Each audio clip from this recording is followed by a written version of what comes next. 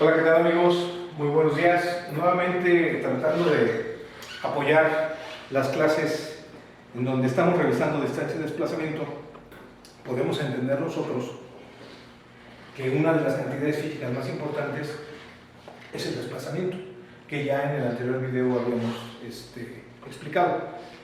El desplazamiento no es otra cosa que evaluar dónde inicia el movimiento y dónde termina. Casi siempre la definición más básica es el desplazamiento radica en evaluar la trayectoria o la distancia más corta entre dos puntos, que se dice que es la línea recta.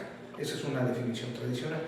Siempre tenemos que saber que todos los movimientos o todas las cosas que podemos estudiar, o al menos que nos interesan en física, siempre están pues en presencia de cómo transcurre el tiempo. Es decir, si nosotros no tomamos en cuenta el tiempo, pues es como si técnicamente no quisiéramos saber absolutamente nada. ¿Por qué? Porque todo y absolutamente todos los fenómenos están en función del tiempo.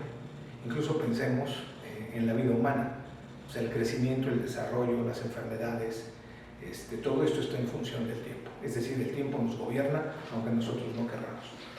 ¿Qué es importante de esto? Que si yo sé que puedo evaluar el desplazamiento de un cuerpo en función de la posición que tiene de manera inicial a la manera final, y esto lo hago en función del tiempo que transcurre cuando se da este movimiento que a mí me importa estudiar, yo puedo calcular lo que se llama la velocidad promedio.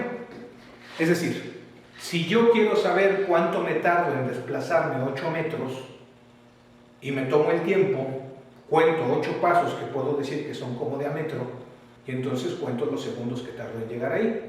Si yo cuento los segundos que tardo en llegar ahí y cuento la distancia, tendría yo delta x, delta tiempo, y podría entonces tener esta ecuación que me apoya a entender la velocidad promedio.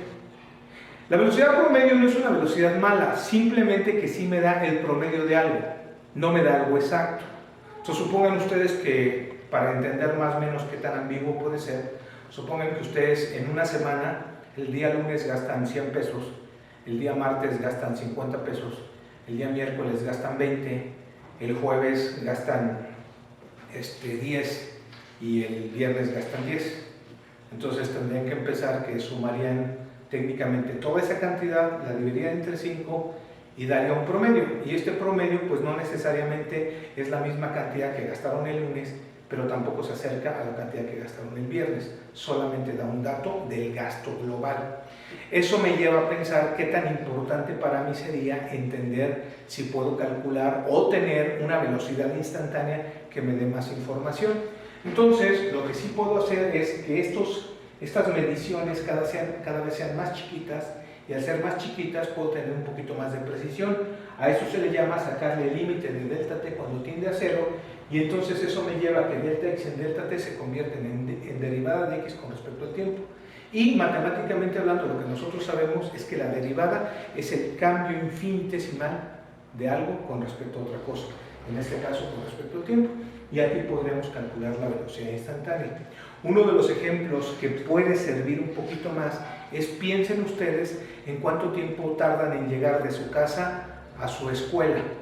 Probablemente puedan tardar media hora.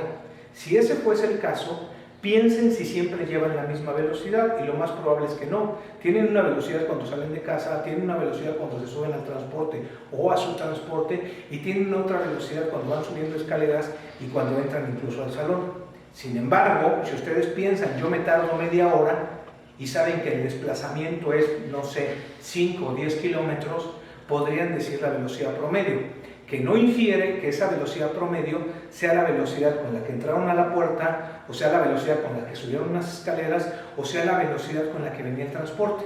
Solamente me da una velocidad promedio. Salvo que yo empiece a acotar los tiempos, sí puedo entender que si acoto los tiempos tanto que sean tan pequeñitos que se acerquen a 0, estoy en una condición de cambio infinitesimal y podría encontrar la velocidad instantánea. Continuaremos con esto para poder entender cómo la cinemática se vuelve algo importante pero sencillo, siempre y cuando entendamos los conceptos. Entonces, hasta aquí podemos concluir que la velocidad es el cambio de la posición con respecto a un tiempo. Hasta aquí esto. Que tengan buena tarde.